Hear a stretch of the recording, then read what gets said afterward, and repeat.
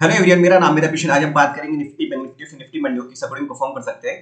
तो देखते हैं, अभी सबसे पहले वीकली टाइम फ्रेम का कैंडल देखते हैं। वीकली में थोड़ी सी रिकवरी दिखाई है मार्केट ने। यहाँ पे जो प्रीवियस लो था उसको वहां पे उसके नीचे गया नहीं, मतलब उसकी और ऊपर से वापस सिरा। और उसका जो मेन रीजन था, देखो यूएस के मार्केट में सेंटीमेंट पॉजिटिव हुए 2-3 दिन से, तो यहाँ पे भी गैप अप ओपन होता गया है यहाँ पे। तो वो देखेंगे हम डेली टाइम फ्रेम पे एक बार, तो उसका इम्पैक्ट ज्यादा रहा यहाँ पे उस चीज का। तो अब यहाँ पे लेवल्स देखते हैं हम। निफ्टी में देख लो, वीकली पे जो रिजेक्शन लेवल आता है ना, 19,308 से लेकर 19,287 की रेंज है। इस रेंज के वहां से एक बार सेलिंग आ रही है बार बार। अगर इसके ऊपर सस्टेन कर जाता है मार्केट एक बार, तो फिर मतलब डेली टाइम फ्रेम पे कर देगा, जैसे भी क्लोजिंग दे देगा मंडे ट्यूसडे का भी, तो वहां पे फिर एक बार पॉजिटिव चांसेस बन जाते हैं। और उसके ऊपर जब तक रहेगा फिर तब वह अच्छा रहेगा मार्केट वहां पे उस टाइम फ्रेम में। ठीक है, जब भी इस लेवल के ऊपर। और यहाँ पे देखते हैं हम, इसमें अभी क्या लग रहा है। अभी देखो गैप अप हुआ है यहाँ पे। अभी बैंक निफ्टी का चार्ट और अलग दिखेगा उसमें, वहां तो ज्यादा गैप अप के साइन अच्छे दिख रहे हैं। यहाँ से हुआ या गैप अप हुआ, फिर एक डोजी टाइप की घंटे बाद मतलब मिड में आके बंद हुआ है। यहाँ पे भी आके इस तरीके बनाया। ओपन का हुआ था 19,241 पे, क्लोजिंग हुई है 19,230 पे। तो जहाँ ओपन हुआ था उसके बिल्कुल आसपास ही, मतलब 10-5 पॉइंट में ये बंद हो रहा है। इसमें हुआ था 19,120 पे, क्लोजिंग हुई है 19,133 पे। तो जहाँ ओपन हुआ मतलब उससे 10-12 पॉइंट में ही यहाँ पे क्लोजिंग हो रही है इस समय इसी के। ठीक है, तो अभी थोड़ा सा मतलब डेली टाइम फ्रेम पे क्लियरिटी नहीं आ पा रही। और ऊपर जब ये 19,308 से लेकर 19,287 की रेंज में जाता है, वहां पे जाएगा उधर, वहां पे तो एक बार सेलिंग बन रही है इस समय। तो उस जगह का ध्यान रखना वहां पे, उससे पहले आ रही है सेलिंग। अब हम बात करते हैं छोटे टाइम फ्रेम पे कि वहां क्या लेवल्स लग रहे हैं। ये देखो यहाँ पे, इसमें हमने बात करी थी यहाँ पे गैप अप वगैरह हो गया सब, तो उसके बाद तो सारी चीज खत्म हो गई। पर अब ये रेंज जो बनी है ना, ये काफी अच्छी रेंज बनी, ये अच्छा ट्रेड देगा यहाँ पे। तो इसकी जो ऊपर की टॉप का रेंज है यहाँ पे, ये वाला, और लोअर है यहाँ पे इसका, ये रेंज के आसपास। ठीक है, तो इसमें जब भी अब ये निकलेगा यहाँ से, इस जगह इस रेंज से, अब देखो गैप अप होना, लेकिन गैप अप के बाद में कुछ ज्यादा खास मोमेंटम दिया नहीं। ऊपर यहाँ पे ज्यादा रेंज बनाएंगे, उसके बाद नीचे भी ज्यादा रेंज बनाएंगे, मार्केट क्लियर हो नहीं पा रहा।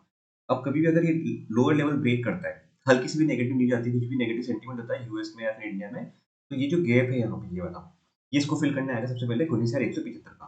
तो आराम से ये वाले टारगेट मिल जाएंगे और ये शार्प मोमेंटम देखने को मिल जाएगा। जैसे यहाँ से थोड़ा बहुत गैप अप हुआ या इसी के ओपन हुआ या फ्लैट ओपन हुआ, और फिर कुछ भी नेगेटिव होता है यहाँ से, ये लेवल ब्रेक करता है, तो इस जगह से 19,180 तक के टारगेट हमें यहाँ पे ये देखने को मिल सकते हैं इस जगह तक।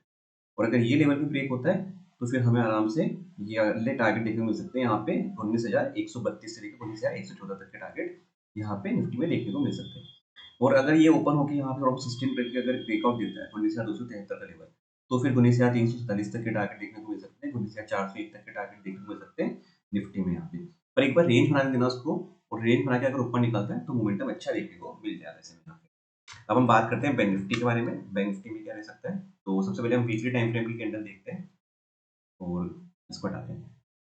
वीकली पे देखो, यहाँ पे जो रिजेक्शन लेवल आ रहा है मेन है, डब्ल्यू टाइम फ्रेम के हिसाब से 43,685 का लेवल है। तो जब भी इस जगह के आसपास आता है वीक में कभी भी, तो वहाँ पे एक बार रिजेक्शन आ सकता है 43,685 का लेवल जो आ रहा है यहाँ पे। ठीक है, और रिजेक्शन लेवल है डेली पे, यहाँ पे एक आता है, वो अभी हम बात करते हैं उसके बारे में। और डेली पे का सपोर्ट दिख रहा है यहाँ पे, वो देखेंगे अभी इसमें। डेली पे जो रिजेक्शन लेवल आ रहा है वो है 43,482 के हिसाब से। और सपोर्ट आता है यहाँ पे, डेली पे सपोर्ट आता है 43,236 की रेंज में। तो ये डेली पे सपोर्ट है, रिजेक्शन रिजेक्शन देंगे यहाँ पे। और इसमें देखो, यहाँ से गिरा, फिर यहाँ पे इसने डोजी बनाना शुरू करा। यहाँ से डोजी बनाया 3 टाइम्स, मतलब यहाँ पे डोजी बना रहा है मार्केट, मतलब मिड में बंद हो रहा है। तो कोई क्लियरिटी नहीं आ रही, ये गैप अप की वजह से ही मोमेंटम है यहाँ पे। मतलब गैप अप हो रहा है, लेकिन गैप अप सस्टेन नहीं हो रहा, बस ये थोड़ी सी दिक्कत वाली बात है। अगर गैप अप को यहाँ पे ऊपर सस्टेन होना है तो पुश मिल जाएगा यहाँ पे, तो फिर मार्केट थोड़ा सा स्ट्रेंथ दिखा देगा वापस से यहाँ पे इस कंडीशन में यहाँ पे। तो वो चीज़ ध्यान रखना है ऐसे में। अब देखते हैं छोटे टाइम फ्रेम पे क्या रहता है, और छोटे टाइम फ्रेम पे अच्छे ट्रेड मिल सकते हैं यहाँ पे निफ्टी और बैंक निफ्टी दोनों में। बैंक निफ्टी में देखो वही सेम छोटी सी रेंज बना के रख दिया मार्केट ने यहाँ पे, इससे के ऊपर ये ऊपर का टॉप का ये, और ये यहाँ पे। अब इसको अगर हम लोगों को कंसिडर करेंगे हम कि इस रेंज में थोड़ा सा अवॉइड करें इसको यहाँ पे, या तो बिल्कुल टॉप पे जाके एक बार अगर नेगेटिव कोई पैटर्न बनता है तो उसको वहाँ पे हम सेल करेंगे, हमारा स्टॉप लॉस छोटा हो जाएगा यहाँ पे इसमें। ठीक है, या फिर यहाँ पे आके एक पॉजिटिव सिग्नल बनता है तो हम बाय करेंगे यहाँ पर, हमारा सिग्नल स्टॉप लॉस यहाँ पे छोटा हो जाएगा। पर एक शार्प मोमेंटम अगर मिलता है यहाँ पे हमें कि नेगेटिव बाइसेक्शन बनता है, तो फिर यहाँ से गिरता है तो यहाँ तक आने के पूरे चांस नहीं है, यानी से 80 तक आने के। और उसके बाद फिर यहाँ पे 42,899 तक, मतलब 42,900 के आसपास, और फिर 42,800 के लेवल पे। तो ये आराम से लेवल दिखा सकता है फिर यहाँ पे बैंक निफ्टी यहाँ पे। तो ये प्राइस एक्शन एक बार फॉलो करना, अच्छा दिखेगा यहाँ पे, लेवल निकलेंगे यहाँ पे। और टॉप ऊपर की तरफ 43,558, 43,680, ये सब टारगेट आपको देखने को मिल जाएंगे अगर मोमेंटम अच्छा निकलता है साथ में। तो बैंक निफ्टी के साथ में देखना HDFC, ICICI, ये 2-3 बैंक ऐसे मेजर जो बैंक है वो कैसा परफॉर्म कर रहे हैं, उनको थोड़ा सा ध्यान रखना है यहाँ पे। अब हम बात करते हैं CNX फाइनेंस के बारे में। CNX फाइनेंस का देखो यहाँ पे वही सेम पैटर्न चल रहा है इसमें भी। ये ऊपर टॉप यहाँ से इसको सेलिंग आ रही है और यहाँ पे ये इस जगह पर ही सपोर्ट ले रहा है।